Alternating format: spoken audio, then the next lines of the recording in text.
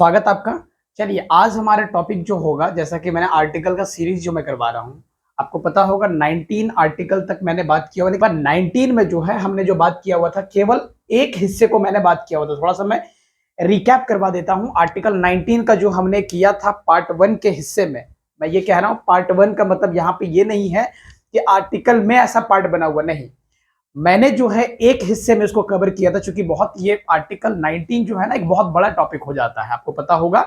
इससे आपको पता होगा आर्टिकल 19 जो है, जो पार्ट 3 है जिसको मैं भी करवा रहा हूं, उसका एक बैकबोन डिक्लेयर किया गया, इसीलिए ये बहुत बड़ा टॉपिक हो जाता है, में एक वीडियो में पॉसिबल नहीं हो पाता है।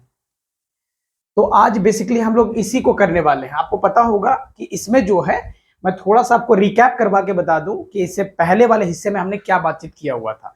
उसके बाद जो है हम लोग यहां से स्टार्ट करेंगे, यानी कि आर्टिकल 19 का जो क्लोज सेकेंड हुआ उसको लेकर हम लोग बात करेंगे, या फिर इसके रेस्ट्रिक्शन जो है उसको लेकर बात हम लोग करेंगे। आपको पता होगा मैंने जो है आर्टिकल 19 का क्लोज फर्स्ट का सब क्लोज ए बताया हुआ था।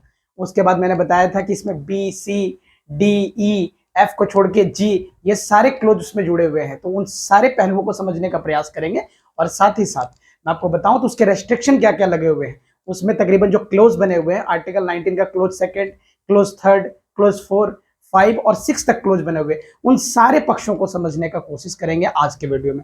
चलिए तो पहले आपको रिकैप करके थोड़ा सा बता दूं कि इसके पिछले क्लास में हमने क्या बातचीत किया हुआ था। देखिए मैंने आपको बताया था कि यहाँ पे जो है आर्टिकल 19, अगर आप देखेंगे तो आर्टिकल 19 का क्लोज फर्स्ट का सब क्लोज ए हमने किया हुआ था, जिसमें हमने क्या बताया था आपको, right to speech, speech and expression का बात हमने किया हुआ था, स्पीच एंड एक्सप्रेशन। अब आपको अगर ये वीडियो नहीं देखे तो जाके देखिएगा, ज्यादा क्लियरिटी वहां से आपको आएगी, क्योंकि मैं सारे वीडियो को तो बता नहीं सकता हूं, लेकिन हाँ थोड़ा सा मैं हिंट कर देता हूं कि इसमें मैंने क्या आपको बताया हुआ था। स्पीच का मैंने मतलब आपको बताया था कि स्पीच का मतलब होगा कि किसी भी तरीके से जब हम लिख कर और बोलकर जब हम कोई बातें जो है एक्सप्रेस करते हैं, जैसे कि हमारे संविधान में साफ कहा गया है कि जैसे मान लेते हैं कि देश में जो व्यवस्थाएं हैं, शासन व्यवस्थाओं को लेकर अगर आप संतुष्ट नहीं हैं, अगर आप असंतोष महसूस करते हैं उस व्यवस्था से, या कुछ ऐसी चीजें जो आपके सामने घटित हो रही है, घटनाएं घटित हो रही है, जो मान लेते हैं राजनेता जो है आपके पक्ष में जो है कई बार जो है निर्णय नहीं दे पाता, आपको ऐसा लगता है, तो वैसे स्थिति में आप जो है क्या कर सकते हैं, इनका जो है विरोध कर सकते हैं, इनके बारे में जो है बोल सकते हैं कि भाई आपने ये गलत किया है। तो वो जो बोलने का अधिकार जो हमें मिला, जो दिया गया है, वो दरअसल यहीं पे मिला हुआ है। 19 का क्लोज फर्स्ट का सब क्लोज ए में ये बातें यहाँ पे लिखी गई है। तो लिखकर और बोलकर हम क्या कर सकते हैं, एक्सप्रेस कर सकते हैं अपने बातों को। और एक्सप्रेशन का मतलब मैंने आपको बताया था उस दिन, अगर आपको याद होगा तो एक्सप्रेशन का मैंने मतलब आपको समझाया था कि जब हम किसी भी तरीके से, जैसे मान लेते हैं न्यूज़पेपर के माध्यम से, न्यूज़पेपर के माध्यम से, या फिर फिल्म के माध्यम से, रेडियो के माध्यम से, या फिर सोशल मीडिया के माध्यम से, तो इस तरीके से जितने सारे जो यहां पे आप देख सकते हैं, यहां पे पेंटिंग के माध्यम से, इन सब को हम आधार मानते हुए क्या करते हैं, इसको एक्सप्रेशन में लेते हैं। ये सारे पक्ष जो है एक्सप्रेशन के दायरे में आएगा, मतलब इसको कंसिडर किया जाएगा। इसका मतलब क्या होता है, इसका मतलब हो सकता है कोई इंसान जो है फिल्म के माध्यम से सरकार का आलोचना करना चाहता है, जैसा कि मैंने उस दिन जिक्र किया था, जवान करके एक मूवी है, उसमें जो दिखाई गई है, जो समस्याएं, जो किसानों की जो समस्याएं हैं, अस्पतालों की जो समस्याएं हैं, उसमें जो बातें कही गई है, मैंने इसमें जो है ना समझाने का प्रयास आपको किया था। एक बार जाके उस वीडियो को फिर से देखिएगा। तो क्या है, यहाँ पे ये तमाम तरह के माध्यम है जिसके माध्यम से हम क्या कर सकते हैं, आलोचना कर सकते हैं, किसकी, तो सरकार की। ठीक है, तो ये बातें हमें जो है ना आर्टिकल 19 का क्लोज जो है फर्स्ट यहाँ पे बातें समझाने का ये प्रयास करता है। अब इसी का आप देखेंगे, इसी का जो है अपवाद है, इसी का आप देखेंगे तो यहाँ पे रेस्ट्रिक्शन दिया हुआ है। ऐसा नहीं है कि अगर आपको जो है अधिकार दे दिया गया तो कुछ भी आप बोलेंगे, किसी को बोलेंगे, ऐसा मतलब इसका ये मतलब नहीं है। आपको एक सीमाएं दी जाती है, बोलने का अधिकार उतना ही दिया जाएगा जितना कि देश हमारा खंडित ना हो। यहाँ पे इसी में जोड़ा गया है, इसी के लिए यहाँ पे जोड़ा गया है आर्टिकल 19 का क्लोज सेकंड, जिसको अभी हम लोग देखने वाले हैं। तो हम लोग क्या समझेंगे यहाँ पे, जैसे आर्टिकल ये क्लोज समझ लिए, ए समझ लिए अभी 19 का 1 का ए, फिर बी समझेंगे, फिर सी समझेंगे, उसी तरीके से सबका जो है ना रिस्ट्रिक्शन भी समझते चलेंगे। ऐसा समझिए जैसे 19 है ना, इसके क्लोज फर्स्ट का जो है यहाँ पे ए समझ रहे हैं, तो इसके जो है ना रेस्ट्रिक्शन क्या है, इसमें क्या क्या जो है ना सीमाएं लगाई गई है उसको देखेंगे साथ साथ में। जैसे यहाँ पे बी समझेंगे, इसका जब बी समझेंगे तो उसमें जो उसका थर्ड है 19 का क्लोज थर्ड होगा, उसके रेस्ट्रिक्शन को समझेंगे, और इस तरीके से पूरे वीडियो को हम आपको समझाने का प्रयास करेंगे। चलिए अब आते हैं अपने टॉपिक पे। चलिए अब यहां से आपको बातें समझ आएगी। तो मैंने आपको समझाया कि भाई यहाँ पे हमें बोलने का अधिकार दिया गया है, लिख के हम सरकार का आलोचना कर सकते हैं, फिल्म पेंटिंग के माध्यम से, रेडियो के माध्यम से, न्यूज़पेपर के माध्यम से सरकार की आलोचना हम कर सकते हैं। ये हमें आर्टिकल 19 हमें साफ तौर से ऐसी जो है ना यहाँ पे अधिकार देता है। लेकिन कुछ कारण है, और आप देखेंगे तो कुछ हमें रेस्ट्रिक्शन भी लगे हुए हैं, कुछ सीमाएं भी तय की गई है। इसका मतलब ये नहीं होता कि अगर आपको अधिकार दिया गया है तो किसी को भी आप कुछ भी बोल दें, ऐसा नहीं है। तो यहाँ पे क्या है वो सीमाएं, तो इसी को समझने का यहाँ पे प्रयास करते हैं। तो सबसे पहले अगर मैं आपको बताऊं, तो जैसे यहाँ पे 19.2 में लिखा गया है, 19.2 में साफ लिखा गया है कि यहाँ पे सबसे पहले राज्य को मानहानि और साथ ही साथ बदनामी या फिर अपमान या राजद्रोह या फिर किसी अन्य विषय, ऐसे समझिए कि इन सारे पक्षों को जो आप देख रहे हैं, ये सारे पक्ष जैसे कि बदनामी को लेकर हो गया, राज्य को मानहानि को लेकर हो गया, या अपमान हो गया, राजद्रोह हो गया, या फिर किसी अन्य विषय ऐसा जो राज्य के आधार को क्या करता हो, कमजोर करता हो। राज्य के आधार को या उसके प्राधिकार को यदि कोई कमजोर करने का प्रयास करता है, राज्य को तोड़ने का प्रयास करता है, राज्य का क्या मतलब होता है, मैंने आर्टिकल 12 में इसके डेफिनेशन को बताया हुआ है। तो यहाँ पे शासन व्यवस्था से जोड़ा जाता है कि राज्य को कौन से किसके अंडर जो है ना कंसिडर किया जाएगा। तो आर्टिकल 12 में मैंने स्पष्ट रूप से राज्य का परिभाषा बताया हुआ है कि यहाँ पे राज्य का मतलब झारखंड बिहार से नहीं है, शासन व्यवस्था से है, जो कि मैंने आर्टिकल 12 में बताया हुआ है। ठीक है, तो उसको जाके आप देखिएगा तो और भी ज्यादा स्पष्टता आपको यहाँ पे नजर आएगी। तो राज्य के आधार पे यानी कि कोई भी ऐसा काम, कोई भी व्यक्ति, ठीक है वो बोलता है, उसको अधिकार है बोलने का, तो निश्चित रूप से उसको बोले। लेकिन इसका यह मतलब नहीं है, इसका मतलब यह बिल्कुल नहीं है कि वो क्या करे कि राज्य का अपमान करे, राज्य को किसी तरीके से बदनामी जो है ना विदेशी लेवल पे यानी विदेश के स्तर पे जो है ना, फॉरेन स्तर पे क्या है, कोई उसका अपमान ना करे, देश हमारा जो है ना किसी भी तरीके से ऐसी कोई बातें ना करे, यानी कि आप देश में रह के देश को तोड़ने की बातें नहीं करेंगे। और इस तरह की अगर कोई बातें करते हैं तो यहाँ पे आपको ये रेस्ट्रिक्शन, ये चीजें जो है ना लगाया गया है। अगर ये कोई करता है, कोई भी व्यक्ति इस तरह के घटनाओं को अंजाम देने का प्रयास करता है, तो उसे जो है उसके खिलाफ जो है ना कार्रवाई यहाँ पे की जाएगी, ऐसी बातें यहाँ पे की जाती। तो कोई भी ऐसा काम जो कि राज्य को बदनाम करे, राज्य का अपमान करे, या राजद्रोह जैसा कोई भी काम अगर आप करते हो, या कोई भी ऐसे अन्य विषय जो कि राज्य को क्या करता हो, उसके आधार को कमजोर करता हो, राज्य को खंडित करने का प्रयास करता हो, तो उसके खिलाफ यहाँ पे एक्शन लिया जाएगा, ऐसी बातें यहाँ पे की जाती है। तो इसका मतलब क्या हुआ, अधिकार आपको देता है बोलने का, लेकिन कुछ सीमाएं भी तय की गई है जो कि जरूरी भी है। तो यहाँ पे ये बातें आप समझ सकते हैं। अब इसके बाद अगर हम देखें तो इसके बाद क्या आता है, इसके बाद मैंने बताया था आपको सेकंड यहाँ पे आर्टिकल 19 का जो बी है, 1 का भी जो बी है, मैंने आपको उस दिन बताया हुआ था कि डिटेल में समझेंगे। तो यहाँ पे assemble peacefully and without arms, इसका क्या मतलब होता है, इसका मतलब साफ कहता है कि भाई आपको जो है ये क्लोज जो है साफ बताता है कि आप कोई भी सभा कर सकते हो, जो कि आप देखते हैं सभाएं होती रहती है, कोई भी प्रदर्शन कर सकते हो, कोई भी जुलूस निकाल सकते हो। यदि सरकारें कुछ गलत करे, अगर सरकारें क्या करे, कुछ गलत करे, तो यहाँ पे उसके खिलाफ क्या कर सकते हो, आप जुलूस निकाल सकते हो। ठीक है, तो यहां पे आपको प्रोटेक्शन का यहीं से निकल के आता है राइट टू प्रोटेस्ट का अधिकार, जो अधिकार मिलता है, प्रोटेस्ट का अधिकार हमें यहीं से मिलता है, उनके खिलाफ प्रदर्शन करने का अधिकार जो है यहीं से मिलता है।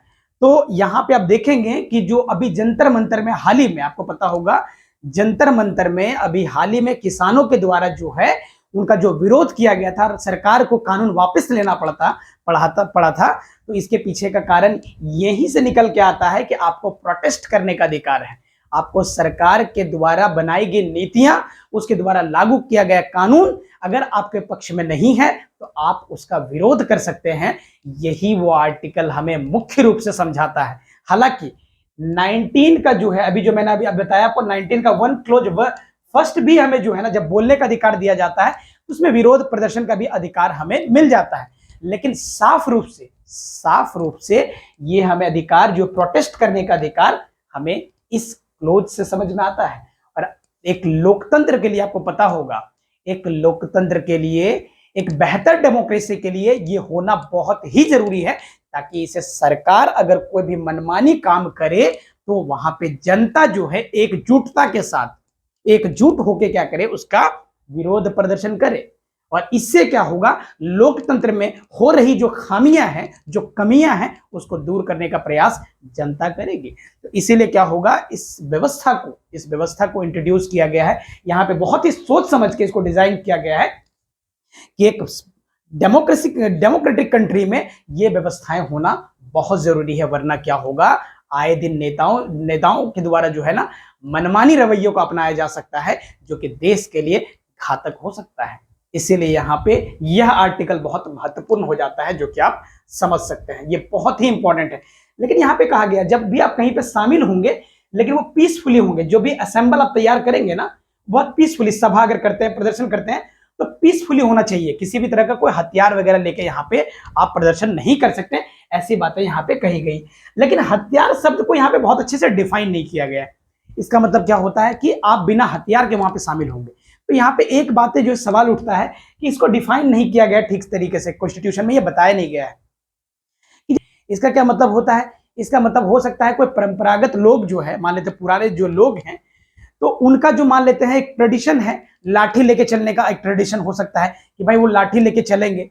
तो अब जब ये सभा में जब शामिल होंगे, उनका एक परंपरा है, लेकिन जब ये सभा में शामिल होंगे तो क्या वहां पे लाठी लेके वो जब जा रहे हैं, उसका इंटेंशन किसी गलत तरीके का विद्रोह करना नहीं है, किसी भी तरह का कुछ बुरा, ऐसे कोई मतलब इंटेंशन उनका बुरा नहीं है, लेकिन वो परंपरागत रूप से वो लाठी लेके चलते हैं, तो क्या यहाँ पे वो अलाउ किया जाएगा या नहीं किया जाएगा?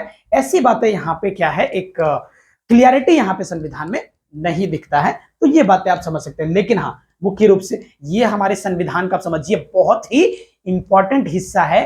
किसी भी देश के डेमोक्रेसी के लिए ये एक बहुत इंपॉर्टेंट जो है ना टॉपिक हो जाता है, जो कि आप समझ सकते हैं। इसके बाद अगर आप देखें तो इसके रेस्ट्रिक्शन क्या है, तो यहाँ पे अब जैसा बताया ना, ए सी के थ्रू भी जो है क्या कर सकते हैं, प्रोटेस्ट कर सकते हैं। ए में जैसे कि हमने बोलने का अधिकार जो दिया गया है, तो उसमें भी यहाँ पे ये बातें आप एक्सप्रेस कर सकते हैं, सरकार के खिलाफ जो है ना प्रोटेस्ट कर सकते हैं। सी में भी जब संगठन बनाने की जो है ना, वहां पे जब हमें आजादी मिलता है या अधिकार दिया जाता है, तो वहां भी प्रोटेस्ट करने की हमें यहाँ पे अधिकार यहाँ पे दिया जाता है। लेकिन मुख्यतः आपको जो है इसी आर्टिकल में ज्यादातर हमें गौर करना होता है कि बेसिकली यहीं पे जो है प्रोटेस्ट का अधिकार हमें मिलता है। ये बातें यहाँ पे समझना है। इसके बाद अगर बात करें तो इसके रेस्ट्रिक्शन क्या है, तो देखिए यहाँ पे जो रेस्ट्रिक्शन है, जो इसकी सीमाएं हैं, वो क्या दिया गया है कि आप प्रदर्शन का मतलब ये नहीं होता है कि कुछ भी कहीं भी कुछ करने लग जाए, ऐसा नहीं है। आपको लोक व्यवस्था का ध्यान रखना पड़ेगा। इसका क्या मतलब होता है कि जो हमारा जो पब्लिक ऑर्डर है उसको मेंटेन करना पड़ेगा, किसी भी तरह का जो है ना पीस बनाए रखना पड़ेगा। जब भी आप ऐसी कोई बात करते हैं, कोई चीजें करते हैं, तो शांति होना बहुत जरूरी है। और भारत की प्रभुता और अखंडता को खतरा ना आए। जो भारत की एकता है और अखंडता है, उसमें किसी भी तरह का जो है ना दाग न लगे। यह बातें आप जब सभा कर रहे हो तब ध्यान रखने की जरूरत है। उसके बाद कहता है यहाँ पे शांतिपूर्ण एवं बिना हथियार के, जो कि इसी में इंक्लूड कर दिया गया। इसी आर्टिकल में आपको देखेंगे तो इसी में पहले से ही मेंशन है, आप शांतिपूर्ण यहीं पे लिख दिया गया है पहले से ही। इसका जो रेस्ट्रिक्शन है यहीं पे लिख दिया गया है कि बिना हथियार के आप शांतिपूर्वक जो है यहाँ पे क्या करेंगे, प्रदर्शन करेंगे, जो कि यहाँ पे बातें आप समझ सकते हैं। अगर मान लेते हैं कोई व्यक्ति जो है, यहाँ पे ऐसा समझिए कि कोई व्यक्ति है अगर प्रदर्शन करना चाहता है, अगर मान लेते हैं कि वहां पे किसी जगह पे मान लेते हैं कि स्थितियां खराब है और वहां पे मान लेते हैं धारा 144 लगा हुआ है आईपीसी का, आप ऐसे समझिए कि अगर किसी जगह पे आईपीसी का सेक्शन 144 लगा हुआ है, धारा 144 कहते हैं, आपको पता होगा। जब ये किसी भी स्थान पे लगा हो, जब मान लेते हैं जहां पे स्थितियां बहुत खराब हो जाती है, मान लेते हैं किसी दो गुटों में झगड़ा हो गया, ऐसे कई सारी चीजें होती है, तो वैसे जगह पे क्या होता है, एसडीएम, जो उस जगह का एसडीएम होता है या डीएम होता है, जो डिस्ट्रिक्ट मजिस्ट्रेट होता है, या फिर एसडीएम जिसको हम लोग कहते हैं, ये लोग क्या कर सकते हैं, इन लोगों के पास अधिकार होता है, इन सबों के पास पूरा पावर होता है कि वो क्या करे, यहाँ पे धारा 144 लगा के उस मामले को निपटारा करने का प्रयास करे। तो इनको ये अधिकार दिया जाता है। लेकिन एक बातें यहाँ पे समझनी है कि जब ये यहाँ पे दिया जाता है, यहाँ पे जब ये अधिकार दिया जाता है, तो अगर इसको कोई ना माने, तो पहले आपको यहाँ पे समझ लेना है कि धारा 144 होता क्या है। इसमें क्या कहा जाता है कि 4 या 4 से अधिक लोग एक जगह पे क्या हो सकते हैं, जमा नहीं हो सकते हैं। 4 से अधिक लोग एक जगह पे जमा नहीं हो सकते हैं। अगर ऐसा कोई करता है तो क्या होगा, उसको जो है यहाँ पे डीएम और एसडीएम जो है यहाँ पे धारा 144 लगाया है, अगर इसके विपरीत कोई काम करता है, 4 या 4 से अधिक लोग अगर इकट्ठा होते हैं उस जगह पे, तो उनके खिलाफ एक्शन हो जाएगा। ऐसी बातें यहाँ पे करते हैं। तो अब जरा समझिए कि धारा 144 जहां पे लग जाता है, वहां पे ये सभाएं वगैरह जो आप करते हैं वो आप नहीं कर सकते। ये जो सभाओं का अधिकार आपको दिया गया है ना, सभा प्रदर्शन का जो अधिकार आपको मिला है, यहाँ पे बाधित किया जा सकता है, रोका जा सकता है किसी खास परिस्थिति में। तो आप यह बातें समझ रहे होंगे कि यहाँ पे इसलिए रीजनेबल रेस्ट्रिक्शंस लगाया गया है। तो यहाँ पे सवाल उठता है कि अगर हमें यह अधिकार दिया गया है, अगर हमें जो है ये अधिकार मिला है, जुलूस बनाने का अधिकार जो है, या जुलूस करने का अधिकार, प्रदर्शन करने का अधिकार मिला है, तो भाई यहाँ पे आर्टिकल 19(3) जो है हमें रोक क्यों रहा है। 144 जब लग जाता है, जब धारा 144 लगा दिया जाता है, तो वो रोकता क्यों है हमें, प्रशासन हमें क्यों रोकता है हमारी सभा करने से। तो इसके पीछे तर्क दिया जाता है। ये मामला सुप्रीम कोर्ट में पहुंचा, तो सुप्रीम कोर्ट ने बहुत अच्छे से यहाँ पे डिफाइन किया। सुप्रीम कोर्ट ने बताया कि भाई जो है सभा करने का मतलब यह नहीं होता कि कहीं भी सभा करें। कुछ स्थितियां ऐसी हो सकती है, कुछ ऐसी विपरीत स्थितियां हमारे देश में आ सकती है, जहां पे कुछ खास कंडीशन में उसको बाधित किया जा सकता है। और इसे आप ये ना माने कि 19A(B) का उल्लंघन है, आप ऐसा ना माने कि इसका उल्लंघन किया जा रहा है, बिल्कुल नहीं। किसी खास परिस्थिति में आपको जो है कहीं भी जो है प्रदर्शन करने का अधिकार है। इसका ये मतलब थोड़ी ना कि राष्ट्रपति के घर घुस जाएंगे, ऐसा नहीं है। आप जो है प्रदर्शन करिए, बिल्कुल करिए, लेकिन सामान्य स्थितियों में आप प्रदर्शन करिए। तो यह बातें कही गई है, तो सुप्रीम कोर्ट ने स्पष्ट किया। सुप्रीम कोर्ट ने यहां पे स्पष्ट बताया। सुप्रीम कोर्ट बार बार क्यों आता है, तो आपको पता होगा हमारे संविधान में आर्टिकल 132 है। आर्टिकल 132 के तहत ये सुप्रीम कोर्ट को अधिकार दिया गया है कि संविधान में जो भी बातें लिखी है उसकी व्याख्या आप ही करोगे। और व्याख्या करने का अधिकार पूरा का पूरा जो है ना संविधान में जो मिला है, संविधान को लेकर, वो सुप्रीम कोर्ट को मिला हुआ है। इसीलिए अलग अलग मामलों पे जहां पे मामला फंस जाता है, जहां पे मामला फंसता हुआ दिखता है, वहां पे सुप्रीम कोर्ट क्या करता है, इसके मामले को निपटारा करने का प्रयास करता है। इसीलिए सुप्रीम कोर्ट अलग अलग मुद्दे पे अपना संविधान को लेकर बातें रखता है। तो आप समझ सकते हैं कि यहाँ पे सुप्रीम कोर्ट ने साफ कहा है कि यह उसका उल्लंघन नहीं माना जाएगा। तो यह बातें आप स्पष्ट रूप से समझ सकते हैं। अब अगर इसके बाद की बात करें, तो यहां पे इसके बाद आता है यूनियन और कोऑपरेटिव सोसाइटी। जैसा मैंने बताया था, ये आर्टिकल 19 का क्लोज फर्स्ट का जो है यहाँ पे ये सी का हिस्सा है। इसमें कहता है कि कोई भी संगम आप मेल मिलाप कर सकते हैं, संघ बना सकते हैं, कोई भी यूनियन बना सकते हैं, सहकारी सोसाइटी बना सकते हैं, ट्रेड यूनियन। आप देखते होंगे फैक्ट्री में कई बार जो है ना ट्रेड यूनियन जैसी चीजें बनती है, वहां पे कुछ लोग जो है ना मिलकर क्या करते हैं, एक लीडर को घोषित करते हैं। और इस तरीके से ये सारी चीजें आप बना सकते हैं, कंपनी बना सकते हैं, फर्म बना सकते हैं। इसको बनाने, और सुप्रीम कोर्ट ने कहा है जब बनाने का अधिकार है, साथ साथ में चलाने का भी अधिकार इनको दिया जाता है। लेकिन सुप्रीम कोर्ट का कहना है कि भाई इसको वैध तरीके से, ध्यान रहे, सुप्रीम कोर्ट ने यहाँ पे कहा हुआ है कि जो आप फर्म बना रहे हैं ना, जो आप कंपनी बना रहे हैं ना, जो संघ बना रहे हैं ना, वो कभी भी गलत नहीं होना चाहिए और वैध होना चाहिए। और अगर वैध है कि नहीं है, इसके लिए हमारे यहाँ देश में कानून बना हुआ है जिसको बोलते हैं UAPA, unlawful activities and prevention act. ये 1967 का ये कानून बना हुआ है जो चेक करता है कि जो आप संघ बनाए हैं, वो संघ आपका वो फर्म आपका वो वैध है या नहीं है। आपको संघ बनाने का अधिकार है, कंपनी बनाने का अधिकार है। इसका मतलब ये नहीं है कि आप जो है ना अफीम का फैक्ट्री चालू कर दोगे। इसका ये मतलब नहीं है कि जुए को लेकर जो है ना कारोबार आप चालू कर दे। तो यहाँ पे ये साफ तौर से कहा गया है कि ये क्या होना चाहिए, वैध होना चाहिए। और वैधता कौन जांच करेगा, तो यूएपीए का एक कानून है 1967 का, वह चेक करेगा कि भाई ये कानून सही है, मतलब ये फर्म आपका सही है या नहीं। तो इसमें रेस्ट्रिक्शन क्या लगा हुआ है, तो आप आगे देखें। तो इसको लेकर रीजनेबल रेस्ट्रिक्शन क्या है, तो इसके रेस्ट्रिक्शन जो है 19 जो है ए का सी को लेकर जो रेस्ट्रिक्शन है 19(4) में लिखा गया है, वो कहता है यहां भी ध्यान रखना है कि लोक व्यवस्था खंडित ना हो, पब्लिक ऑर्डर जो है बना रहे, किसी भी तरह का कोई झगड़ा झमेला और सारी चीजें ना हो जिससे लोगों को परेशानी हो। भारत की एकता अखंडता को, सेम बातें वही कही गई है जो बातें अभी पीछे आपने देखी है। तो ये बातें आपको ध्यान रख के क्या करना पड़ेगा, इसमें काम करना पड़ेगा। और साथ ही साथ यहाँ पे सदाचार एक्स्ट्रा यहाँ पे जो जोड़ा गया है, मोरालिटी। आप जब भी कोई काम करें तो नैतिक पक्षों को जरूर देख लें, कोई ऐसा काम न करें जो कि समाज के विपरीत जा रहा हो, कोई ऐसा फर्म ना खोले, कोई ऐसी कंपनी ना खोले या कोई ऐसा संघ ना बनाए जिससे समाज को नुकसान पहुंच रहा हो।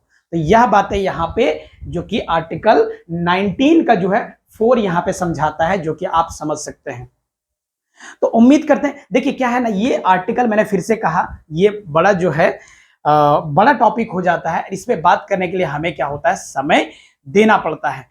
तो क्या है कि बाकी के जो हिस्से बच गए, इसके बाद जो हम क्या देखने वाले हैं, इसके क्लोज 19 का 4 के बाद जो है ना 5 आएगा, 5 के बाद 6 आएगा, वो देखने वाले हैं। और इसके बाद यहाँ पे जो सी तक जो हुआ है उसके बाद देखने वाले हैं, सी के बाद डी देखने वाले हैं, फिर ई देखने वाले हैं, उसके बाद एफ तो हट गया है, उसके बाद हम लोग जी देखने वाले हैं यहाँ पे, और उसमें देखेंगे किस तरह की बातचीत है। इसके नेक्स्ट वीडियो में हमें क्या करना है, इसको समझने का प्रयास करना है। तो उम्मीद करते हैं आज के वीडियो आपको स्पष्ट रूप से समझ आए होंगे। चलिए जल्द ही मिलते हैं इसके नेक्स्ट वीडियो में, तब तक के लिए थैंक यू सो मच। और बहुत धैर्यता से सुनने के लिए आपका बहुत बहुत शुक्रिया।